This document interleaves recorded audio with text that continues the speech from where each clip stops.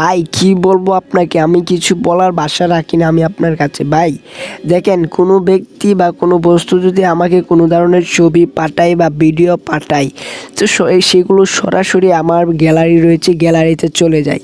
মানে একটা বিরক্তিকর ভাব লাগে। আমি যদি কোনো ব্যক্তিকে কোনো ফটো আপলোড করি বা কোনো ব্যক্তি যদি আমাকে ফটো বা ভিডিও ইমোতে দেয়, তাহলে সেটা কি অজান্তে আমার গ্যালারিতে সেটা সেভ হয়ে যায়। সেটা একটা খুবই বিরক্তিকর একটা বিষয়। সেই বিরক্তিকর বিষয়টা কী করে অফ করবেন? এবং আমি যদি কোনো ব্যক্তিকে কোনো ছবি পাঠাই, তাহলে সেই ছবিটা একদম হাই কোয়ালিটিতে ওই ব্যক্তির কাছে যাবে। মানে আমার কাছে যে কোয়ালিটিতে রয়েছে, ওই ব্যক্তির কাছে সেই কোয়ালিটিতে ভিডিওটা বা ছবিটা আপলোড হবে। সো সেই সেটিংসটা কী করে করবেন, জাস্ট আমি আজকের ভিডিওতে আপনাদেরকে দেখিয়ে দিব। আশা করি এই ভিডিওটাতে আপনাদের অনেকটাই উপকারিত হবে। সো তার জন্য আপনাকে যে কাজটা করতে হবে, আপনাকে প্রথমে চলে আসতে হবে ইমোতে। আসার পর আপনার যে প্রোফাইলটি রয়েছে, প্রোফাইলের উপর একবার ক্লিক করতে হবে। তারপর সেটিং বাটন রয়েছে, সেটিং বাটনে একবার ক্লিক করবেন। ক্লিক করার পরে এখানে দেখবেন স্টোরেজ অ্যান্ড ডাটা নামের একটা অপশান, স্টোরেজ অ্যান্ড ডাটা নামের অপশানে ক্লিক করবেন।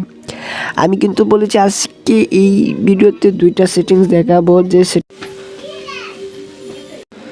এই দুইটা সেটিংস কিন্তু খুবই ইম্পর্টেন্ট। ফার্স্টে আমি আপনাদেরকে যেটা দেখাচ্ছি, সেটা আপনি যদি কোনো ব্যক্তিকে কোনো ছবি আপলোড করেন বা ছবি দেন, তাহলে সেই ছবিটা কী করে হাই কোয়ালিটিতে পাঠাবেন।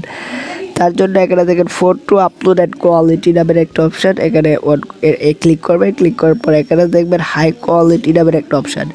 আপনার এটা যদি অটো রিকমান্ড বা ডাটা সেভার নামে এইগুলোতে সিলেক্ট থাকে, তাহলে হাই কোয়ালিটিটা সিলেক্ট করে দেবেন। সিলেক্ট করার পর এখান থেকে চলে আসবেন। এখন বলেছি, কোনো ব্যক্তি যদি আপনাকে ছবি পাঠায়, ভিডিও পাঠায়, সেটা কি করে গ্যালারিতে সেভ হবে না কোনো সময়। সো সেটা করার জন্য আপনাকে এর উপরে দেখবেন auto save and after send নামে একটা অপশন রয়েছে, এটা খালি অন করে দেবেন। তাহলে কোনো ব্যক্তি ছবি বা ভিডিও আপলোড করলে, আপনাকে পাঠালে, সেটা আপনার গ্যালারিতে আর যাবে না। সো আজকের এই ভিডিওতে এটা খুবই ইম্পর্টেন্ট একটা ভিডিও ছিল ইমো ব্যবহারকারীদের জন্য।